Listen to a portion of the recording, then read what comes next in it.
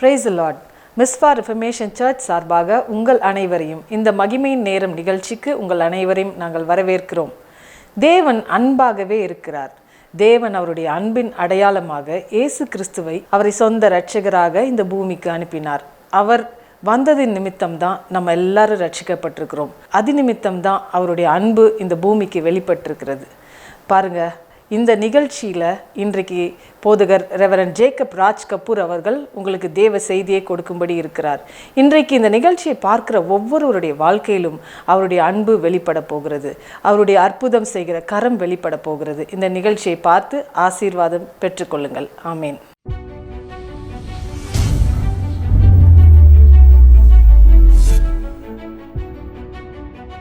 Price Lord. இந்த வேளையில் மகிமை நேரத்துக்குள்ளாக உங்களை வரவேற்கிறோம். கர்த்தர் இந்த நாளில் தம்முடைய முகத்தை உங்களுக்கு முன்பதாக பிரகாசிக்க பண்ண வைக்க போகிறார். கர்த்தருடைய மகிமையை வெளிச்சத்தை நம்ம பார்க்க போகிறோம். கர்த்தருடைய வெளிச்சமும் மகிமை இந்த நாட்களில் நமக்கு முன்பதாக பிரதட்சமாக வரும் என்று சொல்லப்பட்டிருக்கிறது. இயேசு கிறிஸ்து நமக்கு நெருங்கி இருக்கிற 3 சீஷர்களை மறுரூப மலைக்கு அழைத்து சென்று அவர்களுக்கு முன்பதாக மறுரூபமாகிறார். இதை நாம் மார்க்கில் 9ஆம் அதிகாரத்தில் 3 முதல் வாசிக்க ஆரம்பிக்கிறோம். கவனித்து பார்க்கிறோம். இயேசு கிறிஸ்து தம்முடைய 12 சீஷர்களை தெரிந்து கொண்டு அவர்களுக்கு சகல அதிகாரங்களை கொடுத்து தம்மோடு கூட இருக்கும்படியாக தம்முடைய மகிமையை அறிந்து புரிந்து அடுத்தவர்களுக்கு சொல்லக்கூடிய இடத்துல ஒரு பயிற்சி கொடுக்கிறவராக இருக்கிறத நம்ம பார்க்க முடிகிறது. மத்தேயு 10ஆம் அதிகாரம் 1ஆம் வசனம், லூக்கா 9ஆம் அதிகாரம் 1, 2, 3 வசனங்களை பார்க்கும்பொழுது இவை அனைத்தும் நம்ம கவனித்து பார்க்கிறோம். இயேசு கிறிஸ்து 12 பேரை தெரிந்து கொண்டு இவை எல்லாம் கற்றுக் கொடுப்பது. திடீர்னு பார்த்தீங்கன்னா மார்க் 9ஆம் அதிகாரம் 3, 4 வசனங்களை கவனித்து பார்க்கிறோம். ஒரு ஆச்சரியமான ஒரு செயல். இயேசு கிறிஸ்து நம்மோடு கூட இருக்கிற நெருங்கி இருக்கிற அந்த 3 சீஷர்களை மறுரூப மலைக்கு கூட்டிகிட்டு போயிட்டு அவர்களுக்கு முன்பதாக மறுரூபமாகிறத கவனித்து பார்க்கிறோம். தம் மீது அணிந்திருந்த உடை ஒளிரத் தொடங்க ஆரம்பிக்கிறது. உள்ளிருந்து வெளிச்சம் வெளியில் வர ஆரம்பிக்கிறதாம். ஆங்கிலம் தெளிவாக சொல்லுகிறது. உள்ளிருக்கிற வெளிச்சம் வெளியில் வந்து பிரகாசிக்க தொடங்கின உடனே பரலோகம் அவர்களுக்கு திறக்கப்பட்டிருக்கிறத பார்க்க முடிகிறது. பரலோகத்தில் இருக்கிற எல்லோரும் அவரோடு கூட சம்பாஷிக்கிறதாகவும் எலியா, மோசே இவர்கள் பேசுவதும் அவர்களோடு இவர் பேசுவதுமாக ஒரு அற்புதமான செயலை சீஷர்கள் பார்க்கிற அளவுக்கு வெளியரங்கமான ஒரு மகிமையின் மண்டலம் இந்த மறுரூப மலையில் கர்த்தராகிய இயேசு கிறிஸ்துவினால் வெளிப்படுத்தப்பட்டிருக்கிறது. இந்த வெளிப்பாட்டினுடைய வெளிச்சம் இவர்களை மூழ்கடிக்கும் போது இவர்கள் தானாகவே பேசுகிறார். விசேஷமாக பேதுரு பேசுகிறார், ஆண்டவரே இங்கே உமக்கு ஒரு கூடாரம், நமக்கு ஒரு கூடாரம், இங்கே நம்ம அமைச்சர் இங்கே செட்டில் ஆகிடலாம் அப்படின்னு சொல்லி அப்படி ஒரு அற்புதமான ஒரு பரலோக ஒரு நிகழ்வு அங்கே பார்க்க முடிகிறது. நான் கவனித்து பார்க்கிறேன். இப்பேற்பட்ட ஒரு நிகழ்வு மார்க்கில் 9ஆம் அதிகாரத்தில் எழுதப்பட்டிருக்கிறது. ஏன் இப்போ திடீர்னு இப்படி ஒரு செயலை இயேசு கிறிஸ்து சீஷர்களுக்கு முன்பதாக செய்ய வேண்டியதாக இருக்கிறது? இது நம்ம கவனிக்க வேண்டிய ஒரு மிக முக்கியமான ஒரு கேள்வி. 12 பேரை அழைத்து அவர்களுக்கு அதிகாரம் கொடுத்து சகல வியாதிகளை துரத்தவும் பிசாசுகளை துரத்தவும் அவர்களுக்கு முன்பதாக ஒரு பெரிய ஒரு விஷனை கொடுக்கிறார். அப்பேற்பட்ட கர்த்தராகிய இயேசு கிறிஸ்து இந்த 3 பேரை மட்டும் அழைத்து இவர்களுக்கு முன்பதாக இப்படி ஒரு மறுரூப மலையினுடைய பிரகாசத்தை வெளிச்சத்தை வெளிப்படுத்தி அதற்குள்ளே இருக்கிற பரிசுத்த மனிதர்கள், தேவனோடு சஞ்சரித்து கொண்டிருக்கிற மனிதர்கள், தேவனோடு இருக்கிற மனிதர்களை வெளிப்படுத்தி அங்கே ஆச்சரியமான ஒரு செயல் இருக்கிறது. அதுதான் மிக மிக மிக ஆச்சரியமான செயல். பிதாவின் சத்தம் அங்கே கேட்டது. இயேசு கிறிஸ்து நிற்கிறார். என்ன ஒரு வார்த்தை பாருங்க இந்த இடத்துல. புதிய ஏற்பாட்டில் இது ஒரு அற்புதமான ஒரு வார்த்தை.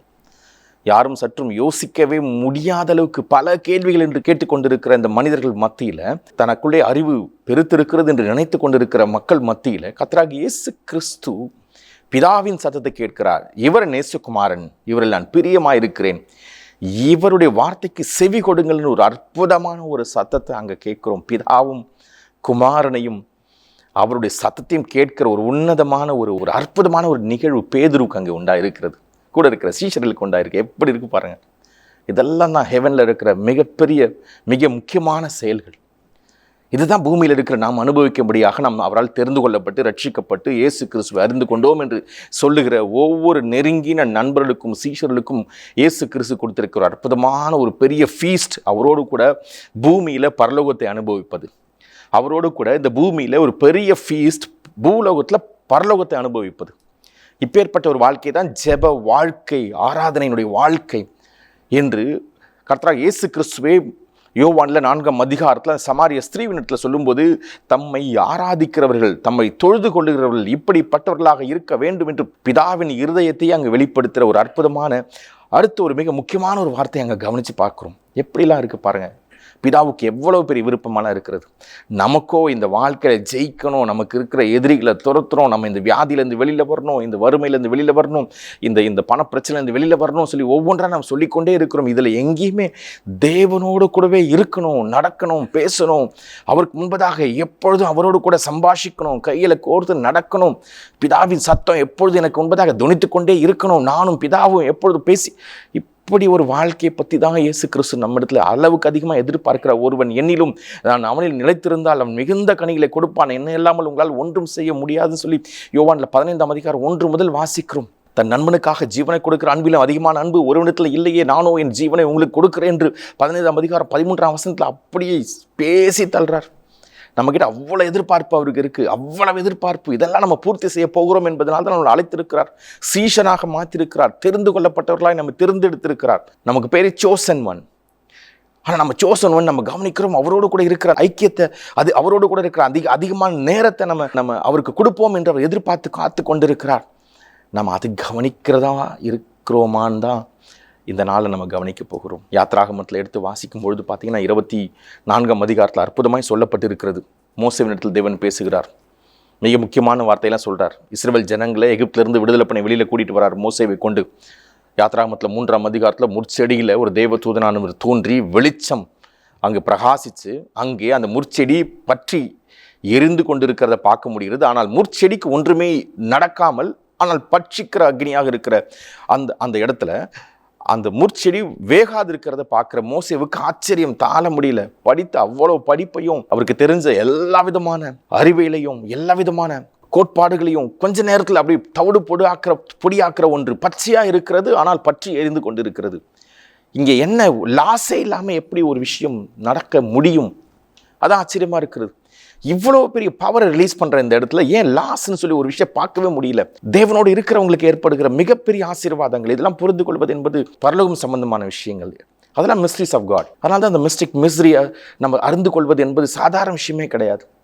ஒருவேளை நாம் அதனுடைய விஷயத்தை நம்ம அறிந்து கொள்ள தொடங்கினால் வாழ்க்கையில் நமக்கு இருக்கிற ஆசீர்வாதங்கள், நமக்கு இருக்கிற மகிமையும், நமக்கு இருக்கிற தேவனுடைய பிரசன்னமும் வேற வேற வேற மேன்மையும் வேற. இப்படி தான் சொல்லப்படுகிறது. மோசே உற்று கவனிக்கிறார், எப்படி எப்படி எப்படி இது என்று. அப்பொழுதுதான் பேச ஆரம்பிக்கிறார் தேவதூதனானவர். உனக்காக தான் வெயிட் பண்ணிட்டு இருக்கிறேன், பல யுகமாக வெயிட் பண்ணிருக்கிறேன், 4 ஜென்ரேஷனுக்கு மேலே நான் வெயிட் பண்ணிகிட்டே இருக்கிறேன். நான் ஆபிரகாம் இடத்தில் தெளிவாக சொன்னேன், 15ஆம் அதிகாரம் 13 14ஆம் வசனத்தில் ஆதி ஆகமத்தில் சொன்னேன், 4ஆம் தலைமுறையில் உங்களை சந்திக்கும்படி நான் வரப்போகிறேன் என்று. சந்தித்த பின்பு பாலும் தேனும் ஓடுகிற ஒரு தேசத்தில் கொண்டு போய் விடும்படியான ஒரு பெரிய திட்டத்தை ரிலீஸ் பண்ணி அதுக்கு வேண்டி எல்லாவற்றையும் ரிலீஸ் பண்ண போகிறேன்னு சொல்லுகிற அந்த தேவன், கர்த்தருடைய தூதனானவர் அந்த முற்செடியில் நின்று கொண்டு பல வருஷமாக வெயிட் பண்ணிட்டே இருக்கிறார். 4 to 5 ஜெனரேஷனாக வெயிட் பண்ணிட்டே இருக்கிறார். 4ஆம் தலைமுறைன்னு சொல்லப்பட்டிருக்கிறது ஆதி ஆகமத்தில் 15ஆம் அதிகாரம் 13ஆம் வசனத்தில்.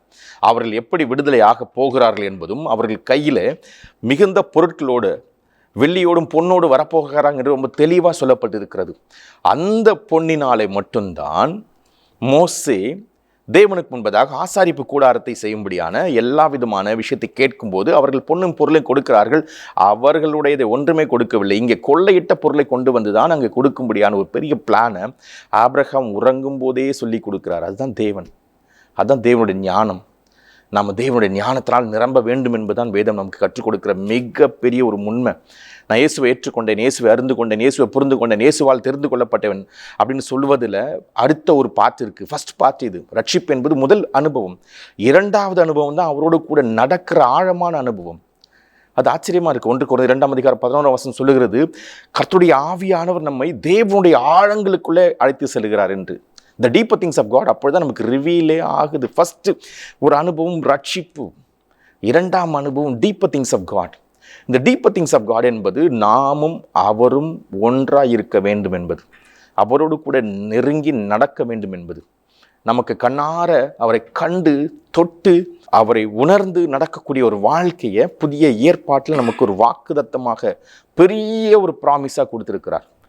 இதை அறியாத போதுதான் சவுல் கிறிஸ்தவர்களை துன்பப்படுத்தினான். இதை அறிந்த பின்பு கிறிஸ்துவுக்காக தன்னுடைய ஜீவனை விட்டு கொடுத்தாச்சு, முடிஞ்சு போச்சு. இதுக்கப்புறம் எனக்கு ஒன்றுமே இல்லைன்னு சொல்கிறார், எனக்கு எந்த ஆதாயமே வேண்டாம்னு சொல்லிட்டார்.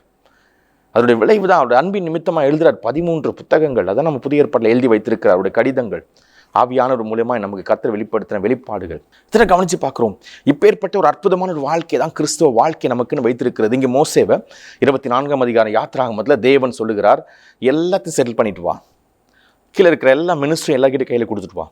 விசேஷ விதமாக இந்த இஸ்ரவேல் ஜனங்களை வழிநடத்தும்படியான ஏதாவது ஒரு கேள்வி இருக்குன்னா இந்த நாட்களில் ஆரோனை அழைத்து, ஆரோனு கூட இருக்கிற மற்ற மூப்பர்களை அழைத்து அவர்கள்கிட்ட வேலையை கொடுத்துட்டு வா. உங்களுக்கு ஏதாவது ஒரு கேள்வி இருந்தால், உங்களுக்குள்ள ஏதாவது ஒரு விஷயத்தில் நீங்கள் பதில் தெரிந்து கொள்ள வேண்டிய விருப்பப்பட்டால் ஆரோனையும் அவனோடு கூட இருக்கிறவங்க போய் நீங்கள் கேளுங்க, அவங்க உங்களுக்கு பதில் சொல்லுவாங்க. மோசே நீ மேலே வா, அவங்ககிட்ட பேச வேண்டியது இருக்கிறது அப்படின்னு சொல்லி மோசேவை தேவன் சீனாய் மலை மேலே அழைக்கிறார். ஆச்சரியமாக இருக்கிற அந்த வார்த்தையை நீங்கள் வாசித்து பார்க்கும்போது யாத்திராகமத்தில் 24ஆம் அதிகாரத்தில் சொல்லப்படுது. அப்பொழுது கர்த்தர் மோசேவை நோக்கி, நீ மலையின் மேல் என்னிடத்தில் ஏறி வந்து அங்கே இரு, நான் உனக்கு சில விஷயத்தை கற்றுக் கொடுக்க போகிறேன், நீ சில விஷயம் செய்ய வேண்டியதாக இருக்கிறதுன்னு சொல்லுகிறார்.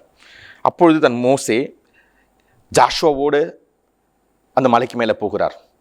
பிறகு ஜாஷுவா ஒரு இடத்துல வைத்துவிட்டு பிறகு பார்த்தீங்கன்னா மோசே மட்டும் தேவனோடு நடக்கிறார். தேவனோடு அந்த மலையினுடைய உச்சத்துக்கு போகிறார். அங்கே பார்க்கிறோம் அற்புதமான விஷயத்தில், மோசே மலையின் மேல் ஏறின பொழுது ஒரு மேகம் மூடிற்று, கர்த்தருடைய மகிமை சீனாய் மலையின் மேல் தங்கிற்று. மேகம் 6 நாள் அதை மூடி இருந்தது. 7ஆம் நாளில் அவர் மேகத்தின் நடுவிலிருந்து மோசேவை கூப்பிட்டார். இது 24ஆம் அதிகாரம் யாத்திராகமத்தில் 15ஆம் வசனத்தில் இருக்கிறது. எப்படி பாருங்கள், 7th டேயில் அங்கே கூப்பிடுகிறார். கர்த்தர் நம்முடைய தேவன் மோசேவிடத்தில் பேசுவதற்காக தான் இவ்வளோ பெரிய விஷயத்தை மேகத்தை வர வைக்கிறார். மேக மண்டலம் ஓப்பன் ஆகுது. அந்த மகிமையின் மண்டலத்துக்குள்ளாக அவருக்கு ஒரு அற்புதமாக மோசேவை கொண்டு போய் நிறுத்தி அதெல்லாம் அனுபவிக்க வைக்கிறார். 6 days எல்லாம் பார்த்துருக்கார். 7th day அவருக்கு ரிலீஸ் பண்ணுறார், ஒவ்வொன்றாக பார்க்கக்கூடியது. இப்போ நம்ம கவனித்து பார்க்குறோம், மோசேவினிடத்தில் தேவன் பேச போகிறார். சாதாரண ஒன்றே அல்ல. மலையின் கெடுமுடியிலே கர்த்தருடைய மகிமை காட்சி இஸ்ரவேல் புத்திரர் கண்களுக்கு முன்பதாக பட்சிக்கிற அக்னி போல் இருந்தது.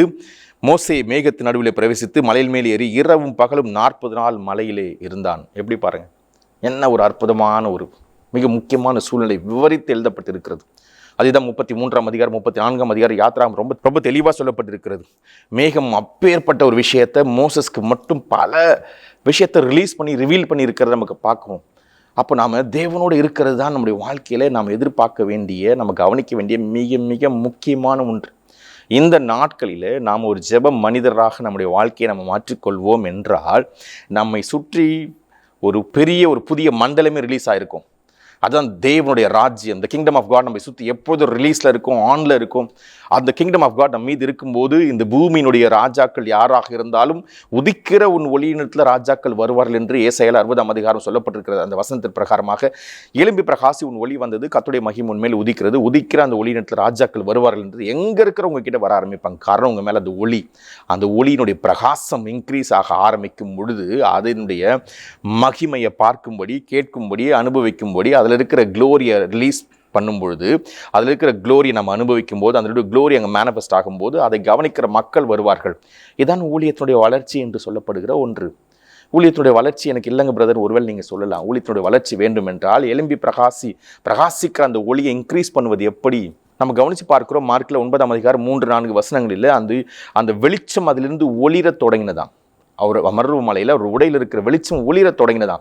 அந்த ஒளியில் பரிசுத்தவான்கள் தோன்ற ஆரம்பித்தாங்களாம். கொலோசியரில் சொல்லப்பட்டிருக்கு போல அந்த ஒளியில் உள்ள பரிசுத்தவான்களிடத்தில் இருக்கிற ஐக்கியம் இன்னதென்றும் இன்னொரு வார்த்தை யூஸ் பண்ணுறாரு பாருங்கள். எப்படி ஒரு நல்ல சரியான ஒரு வேர்டு வருது பாருங்கள், ஒளியில் உள்ள பரிசுத்தவான்களிடத்தில். பாவம், நம்ம கவனித்து பார்க்கிறோம். இவை எல்லாம் தேவ மகிமையில், ஜெபத்தில் நம்ம மூழ்கும் பொழுது நம்மை சுற்றி நடக்கிற நிகழ்வுகள், இதை காண்கிற ஒரு கண் நமக்கு திறக்கப்பட்டிருக்கிறது. 1 கொரிந்தியர் 2ஆம் அதிகாரம் 9ஆம் வசனம் சொல்லுகிறது போல, மற்றவர்களுக்கோ கண் காணவும் இல்லை, காது கேட்கவும் இல்லை, இருதயங்களை தோன்றவும் இல்லை, நமக்கோ அவைகளை தேவன் பரிசுத்த ஆவியானவராலே நமக்கு வெளிப்படுத்துகிறார் என்று சொல்லப்பட்டிருக்கிறது. அந்த ஆவியானவர் தேவனுடைய ஆழங்களை நமக்கு அறிவிக்கிறார். 2ஆம் அதிகாரம் 10-11 வசனம் சொல்லுகிறேன் 1 கொரிந்தியரில். அப்பேற்பட்ட ஒரு அன்யூஷுவலான லைஃப் ப்ரேயர் பண்ணுகிற ஒரு மனுஷனுக்கு, தேவனோடு கூட இருக்கிற அந்த மேகம் இவர்கள் மீது வந்து நிழலிட தொடங்கின உடனே பிதாவின் சத்தம் கேட்பதும் பிதாவினுடைய மகிமை பார்ப்பதுமாக பல விஷயங்கள் நம்ம கவனிக்க முடிகிறது. ஸ்தேவான் சொல்லுகிறது போல, அப்போஸ்தலர் புத்தகத்தில் 7ஆம் அதிகாரத்தில் 55ஆம் வசனத்தில் 56ஆம் வசனம் சொல்லுறது போல, கர்த்தருடைய மகிமையை பார்த்து பேசுகிற அந்த பார்வை அவனுக்கு உண்டாயிற்று. அது வரைக்கும் அவனுக்கு தெரியல. இப்போ பேசும்போது வலி தெரியல, உலகம் தெரியல, பிரச்சனை தெரியல, ஏன் அவனுக்கு மரணம் நேரிடுறது அதுவே அவனுக்கு தெரியல. ஆனால் தேவனுடைய வலது பார்ஸில் இயேசு கிறிஸ்து நிற்கிறதை காண்கிறேன்னு சொல்லுகிற அளவுக்கு வெளிப்பாட்டினுடைய அறிவு இன்க்ரீஸாக இருந்துச்சு. நமக்கு இப்படி ஒரு லைஃப் ஸ்டைலில் தான் ப்ரேயர் லைஃப் என்று வேதம் சொல்லுகிறது. இந்த ப்ரேயர் லைஃப் இருந்த ஏசாயா புத்தகத்தை நம்ம பார்க்குறோம், வாசிக்கிறோம். ஏசாயா 6 அதிகாரம் 1-2 வசனங்களை வாசித்து பார்க்கும்போது அந்த இடத்துல கர்த்தருடைய மகிமை ஆலயத்தை நிரப்பினபடினாலே எல்லாமே அசைந்து குலுங்கி தொடங்கினதாம். அந்த இடத்துல பிதாவின் சத்தம் கேட்கிறதா, யார் எனது காரியமாய் போவான், இதோ நான் இருக்கிற என்னை அனுப்பும் ஆண்டவரேன்னு சொல்லக்கூடிய சத்தத்தை அங்கே ஐசையாவும் கேட்கிறார். இயேசு கிறிஸ்துவும் அங்கே பேசுகிற ஒரு வார்த்தையை, பிதாவினிடத்தில் சொல்லுகிற வார்த்தையை ஐசையா கேட்கிறார். இதெல்லாம் அங்கே ரெக்கார்ட் பண்ணப்பட்டிருக்கு ஏசாயால 66 அதிகாரத்தில்.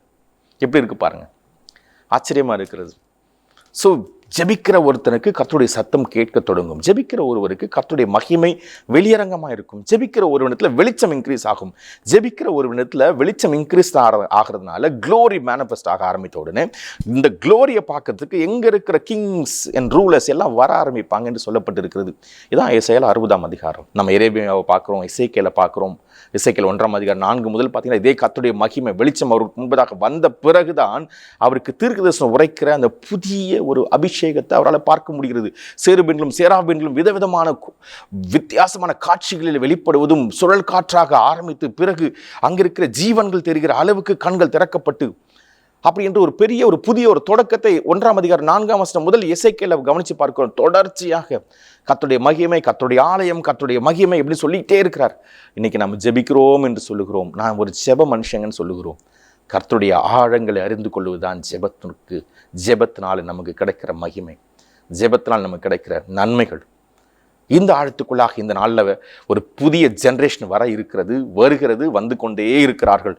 இதுதான் தேவன் இந்த லாஸ்ட் டேஸில் மாம்சமான யாவர் மேலே நாவியை ஊற்று போகிறேன்னு சொன்னதுனால நடந்த ஒரு நிகழ்வு.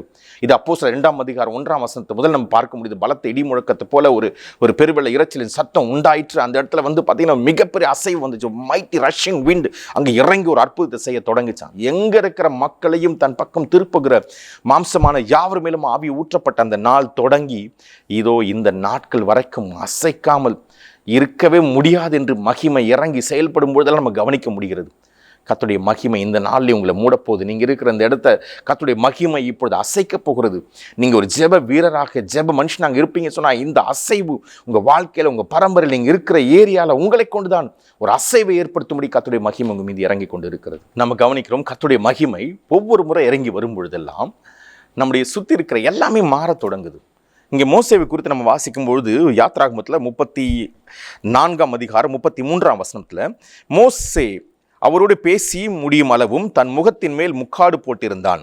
மோசே கர்த்தருடைய சந்நிதியில் அவரோடு பேசும்பொழுது உட்பிரவேசித்தது முதல் வெளியே புறப்படும் மட்டும் முக்காடு போடாதிருந்தான். அவன் வெளியே வந்து தனக்கு காண்பிக்கப்பட்டவைகளை இஸ்ரவேல் புத்திரரோடே சொல்லும்போது இஸ்ரவேல் புத்திரர் அவன் முகம் பிரகாசித்திருப்பதை கண்டார்கள். மோசே அவரோடே பேசும்படிக்கு உள்ளே பிரவேசிக்கும் வரைக்கும் முக்காட்டை திரும்ப தன் முகத்தின் மேல் போட்டுக்கொள்வான். எப்படி இருக்கு பாருங்க. இங்கே பார்த்தீங்கன்னா காடோடு இருக்கும்போது வேற ஒரு லைஃப், காட்ஸ் பிரசன்ஸில் வேற ஒரு லைஃப், மக்கள் முன்னாடி வேற ஒரு லைஃப். இப்படி தான் நம்ம மீது வந்து தேவனுடைய மகிமை வந்ததுக்கு அப்புறமா நமக்கே இருக்கிற ஒரு அற்புதமான ஒரு நிகழ்வுக்கான ஒரு பெரிய ஒரு அதிசயம் நம்ம பார்க்குறோம். காடோடு இருக்கும்போது இருக்கிற விஷயமே வேற, வெளியில் அவரோட மிஷனோடு இருக்கிற விஷயமே வேற. கர்த்தரோடு இருக்கும்போது மகிமை நமக்கு வந்து இருக்கிறதே நமக்கு தெரியாது. கர்த்தர் நம்ம கூட இருக்கிற அந்த பிரசன்னம் அதை விட அதிகமான ஒன்று நம்ம இடத்துல கம்யூனிகேட் பண்ணுறதுனால இது சாதாரணமாக தெரியும். வெளியில் வந்து பார்த்தா அந்த கர்த்தருடைய மகிமையை தான் மக்கள் எதிர்பார்க்குறாங்க. கர்த்தருடைய மகிமையில் சுகம் இருக்கிறது, பலன் இருக்கிறது, ஆரோக்கியம் இருக்கிறது, தேவையெல்லாம் பூர்த்தி செய்து மீதமாகக்கூடியது இருக்கிறது. இவ்விதமாக தம்முடைய மகிமை வெளிப்படுத்தினார் என்று யோவானில் 2 அதிகாரத்தில் 11 வசனம் சொல்லுகிறது. என்ன விதமான மகிமை என்று பார்க்கும்போது வெறும் தண்ணீரை திராட்சரசமாக மாற்றினதை அங்கே யோவான் 2 அதிகாரம் 2 வசனம் முதல் நம்ம பார்க்க முடிகிறது 11 வசனம் வரைக்கும். இவ்விதமாக தம்முடைய மகிமை வெளிப்படுத்தி சீஷருடைய விசுவாசத்தை இன்க்ரீஸ் பண்றது அங்கே எழுதப்பட்டிருக்கிறது. ஸோ மகிமை வெளிப்பட்டால் அற்புதங்கள், அதிசயங்கள், உயிர்ப்பிக்கிறதும் அதிசயங்கள் நடத்தக்கூடியதும் அங்கே நம்ம கவனிக்க முடிகிறது. இந்த மகிமையின் மீது நம்ம ஒரு தீராத தாகத்தை வைத்து தேடும் போது கிடைக்கிறது. இங்கே நம்ம கவனித்து பார்க்கிறோம். யாத்ராகமத்தில் இன்னும் 34 அதிகாரத்தில் மோசே அங்கே அவன் அப்பம் புசியாமலும் தண்ணீர் குடியாமலும் இரவும் பகலும் 40 நாள் கர்த்தரோடு இருந்தான். அவன் முகம் பிரகாசிப்பதை கண்டு அவன் சமீபத்தில் சேர பயந்தார்கள் என்று சொல்லுகிற அளவுக்கு கர்த்தருடைய பிரகாசம் அவனை மூடி அவனை சுற்றி ஒரு மண்டலமாகவே ரிலீஸ் ஆகிருக்கிறது. அது அவனுக்கு தெரியாத அளவுக்கு இருக்கிறது. ஆனால் மக்களுக்கோ அதை பார்க்கும்போது பயம் உண்டாகிறது, பக்கத்தில் வர முடியல. இப்படி ஒரு லைஃப் ஸ்டைலில் காட் கிட்ட ப்ரேயர் இருக்கிற மனுஷங்களுக்கு தேவன் கொடுக்குறார். இப்படி ஒரு லைஃப்பை நம்ம யோசித்து பார்த்துருக்குறோமா? இப்படி ஒரு விஷயத்தை நம்ம பேசியாவது பார்த்துருக்குறோமா? நம்ம கவனிக்கிறோம், ஜெபிக்கணும் பிரதர், ஜெபிக்க டைம் இல்லை பிரதர். இது இந்த மண்டலத்தை ஓப்பனே பண்ணாது. a few seconds, a few minutes ஜெபிப்பதல்ல ஜெபம். ஜெபம் என்பது நம்மை நாமே ஊற்றிவிட வேண்டுமா? நம்ம யோசிக்க முடியாத அளவுக்கு நம்மை விட்டு கொடுக்க வேண்டுமா? அந்த இடத்துல நம்ம எதையுமே யோசிக்க முடியாத அளவுக்கு நம்முடைய ஆவி ஆத்மா சரீரத்தில் நம்முடைய சரீரமும் ஆத்மாவும் ஆஃப் பண்ணிவிட்டு ஆவியை மட்டும் ஆன் பண்ணுகிற அளவுக்கு ஜெபத்தில் மூழ்கி இருக்கிற ஒருத்தங்களுக்கு இந்த லைஃப் ஸ்டைலை வேற ஒரு புதிய மண்டலத்தை ரிலீஸ் பண்ணுமா? நான் சொல்லுகிறேன், கர்த்தரோடு நடக்கிற ஒருவருக்கு இதை குறித்து நான் சொல்ல விரும்புகிறேன். கர்த்தரோடு இருக்கிற விரும்புகிறவர்களுக்கு நான் இதை சொல்ல விரும்புகிறேன். கர்த்தருடைய ஆழங்களை அறிந்து கொள்ள விரும்புகிறவர்களுக்கு இதை நான் வெளிப்படுத்த விரும்புகிறேன். தேவனுடைய ஆழங்கள் என்பது சாதாரண ஒன்றல்ல. 1 Corinthians 2:11 12 சொல்லுறது போல அவைகளை ஆவியானவர் நம்முடைய இருதயங்களிலே வெளிப்படுத்துகிறார். இருதயங்களை தேவனுடைய எண்ணங்களை வைக்கும்போது, நாம் ஜெபிக்கிறவங்களா மாறும்போது ஆவியானவர் பல விஷயத்தை உள்ளுக்குள்ள டவுன்லோட் பண்ணுகிறார். அதை அறிந்து கொள்வதும் ஆழங்களை புரிந்து கொள்வதும் தேவன் நமக்கு கொடுக்கிற வெளிப்பாடு நிமித்தமாக, இந்த வெளிப்பாடு ஆகிய கர்த்தருடைய வார்த்தைகளை தியானிக்கும் போது இன்னும் ஆழமான வெளிப்பாடுகள் நமக்கு வெளிப்படுத்தும் பொழுது தேவனுடைய மகிமையினுடைய ஆழங்களை பார்த்து அடுத்தவங்களுக்கு சொல்லித் தருகிற, அடுத்தவங்க முன்பதாக கர்த்தரை நாம் அனுபவிக்கிற ஒரு வாழ்க்கையை வெளிப்படுத்த முடியும். இதுதான் தேவன் நமக்கு நம்மிடத்தில் எதிர்பார்க்கிற ஒன்று. ஒருவன் என்னிலும் நான் அவள் நிலைத்திருந்தாலும் ஒரு வார்த்தையை சொல்லுகிறார். அவரோடு கூட எப்பொழுது இருக்கும்படியாக அவர் நம்மை அழைத்திருக்கிறார். அவரோடு கூட எப்பொழுது நடக்கும்படியாக ஒரு மகிமை நமக்கு கொடுத்திருக்கிறார். புதிய ஏற்பாட்டில் கவனித்து பார்க்கிறோம், பேதுரு இந்த அற்புதமான ஒருவரை அறிந்து கொள்ளாமல் இருக்கும் பொழுது அவன் வெறும் வலையை அலசி கொண்டிருந்தான். லூக்கால 5:5 அப்படிதான் சொல்லுகிறது. மார்க்கிலையும் வாசித்து பார்க்கிறோம், மத்தையில வாசித்து பார்க்கிறோம். அதே போல அவன் வெறும் வலையை அலசி கொண்டிருக்கிறான். அப்பேற்பட்ட ஒருவனோடு இயேசு கிறிஸ்து வா வலை எந்த பக்கம் போடு என்று சொல்லும்பொழுது அவனுடைய படகு அமிழ்த்தக்கதாக மீன்கள் அவன் வலையில் அகப்படும் பொழுது ஆண்டவரே என்று தன்னை ஒப்பு கொடுத்து முழுவதுமாக அவருக்கு முன்னாடி சரண்டர் ஆகிறத பார்க்க முடிகிறது. பிறகு நம்ம கவனித்து பார்க்கிறோம், ஒரு நாள் ஒரு கேள்வி கேட்கிறார். இயேசு கிறிஸ்து கேட்கிறார், எல்லோரும் என்னை குறித்து என்ன நினைக்கிறார்கள் என்ற ஒரு வார்த்தை கேட்கிறார்.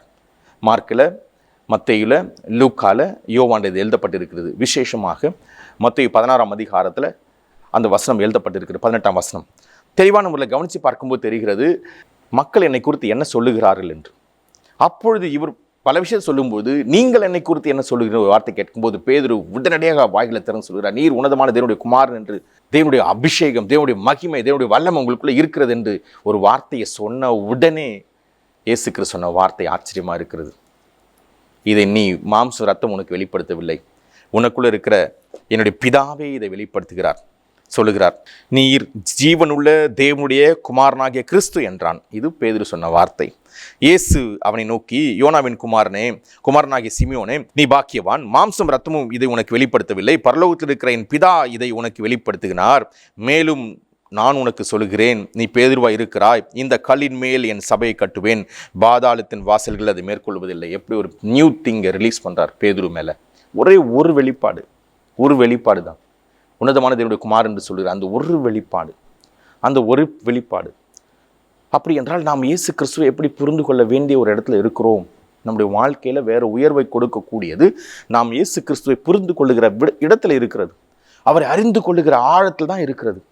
என்னுடைய வாழ்க்கையில் நான் முன்னேறணுங்க, நான் ஜெயிக்கணுங்க, எனக்கு வேண்டியது அது வேணுங்க, இது வேணுங்க, நான் ஜெபிக்கிறேங்க, எனக்கு இது நடக்கலைங்க, அப்படி இப்போ எல்லாத்துக்கும் ஒரே பதில், இயேசு கிறிஸ்துவை நீங்கள் யார் என்று சொல்லுகிறீர்கள். இதுதான் இன்னைக்கு நம்ம கவனிக்க வேண்டிய ஒன்று. மோசே இஸ்ரவேல் ஜனங்களை இவ்வளோ பேர் வழிநடத்தி கொண்டு வந்தார்.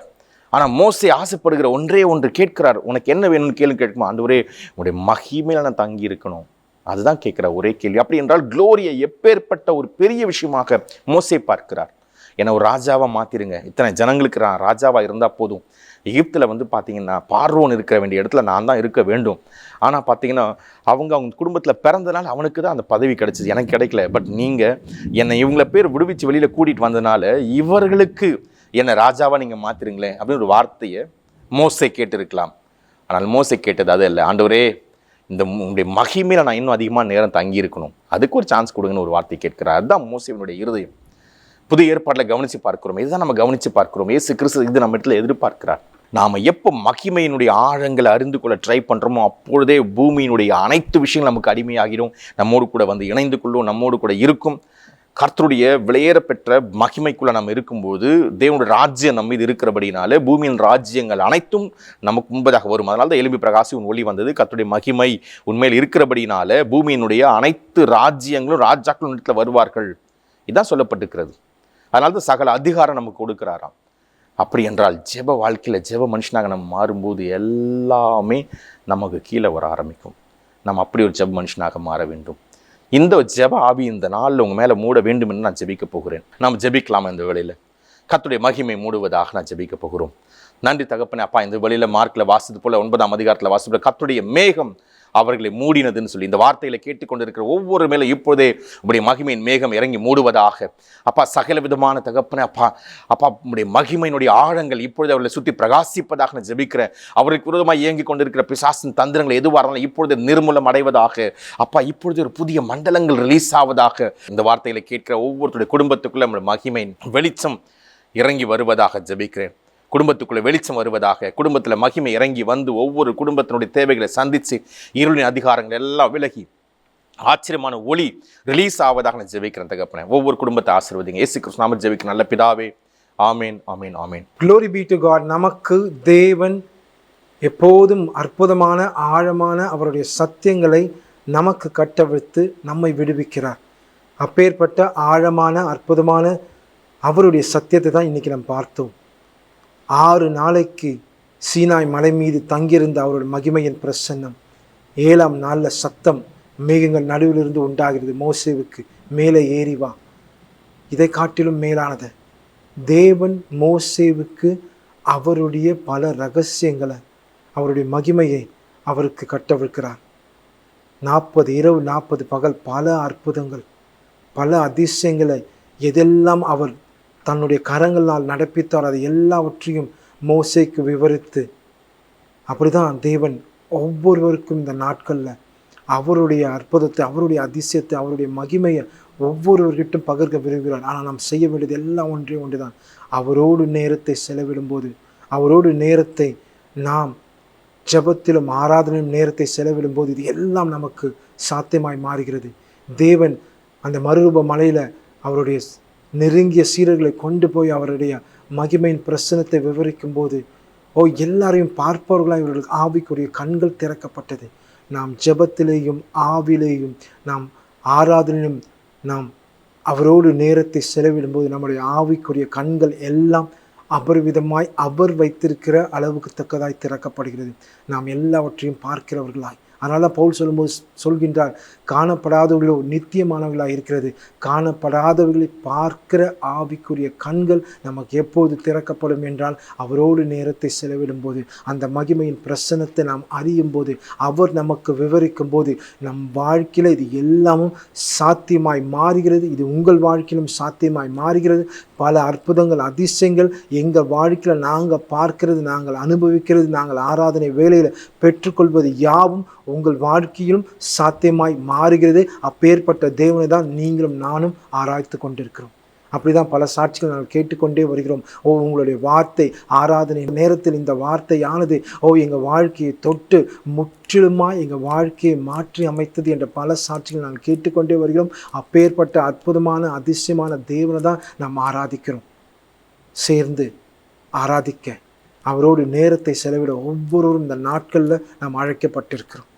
எங்களுடைய சபையாகிய மிஸ்பா ரெஃபர்மேஷன் சர்ச் என்பது சென்னை பட்டணத்தில் அம்பத்தூர் என்ற பகுதியில் பானு நகரில் 22வது அவனியில் அமைந்துள்ளது. எங்கள் சபையில் ஒவ்வொரு வாரமும் புதன்கிழமை மாலை 10 மணி முதல் 12 மணி வரைக்கும் வேத வகுப்பு நடைபெறும். ஒவ்வொரு வெள்ளிக்கிழமை இரவு 10 மணி முதல் 2 மணி வரைக்கும் காத்திருப்பு ஜெப கூட்டம் நடைபெறும். ஒவ்வொரு ஞாயிற்றுக்கிழமை எங்களுக்கு 2 ஆராதனை உண்டு. முதலாவது ஆராதனை காலை 9 மணி முதல் 12 மணி வரைக்கும், 2வது ஆராதனை மாலை 7:30 மணிலிருந்து 9 மணி வரைக்கும் நடைபெறும். ஒருவேளை நீங்கள் சென்னை பட்டணத்தில் இருப்பீர்கள் என்றால் நீங்கள் வந்து எங்களுடைய சபையுடைய ஆராதனைகளில் மற்றும் விசேஷத்த கூட்டங்கள் நீங்கள் பங்கு பெற்று உங்களுடைய ஆசீர்வாதத்தை நீங்கள் பெற்றுக்கொள்ளலாம். இதனுடைய முழு விவரங்கள் எங்களுடைய ஃபேஸ்புக் மற்றும் இன்ஸ்டாகிராம் மற்றும் யூடியூப் பேஜில் நாங்கள் இதனுடைய விவரங்கள் இருக்கிறது. நீங்கள் இதை பார்த்து நீங்கள் இந்த ஆராதனை வந்து பங்கு பெற்று உங்கள் ஆசீர்வாதத்தை பெற்றுக்கொள்ளலாம். அது மட்டுமல்லாமல் யூடியூப் பேஜில் தேவன் அருளிய பல ஆழமான சத்தியங்களை நாங்கள் அப்லோட் செய்துள்ளோம். இதை கேட்டு உங்கள் அற்புதத்தை அதிசயத்தை நீங்கள் பெற்றுக்கொள்ளலாம். மீண்டும் நாம் அடுத்த வாரம் சந்திக்கலாம். ஷாலோம்.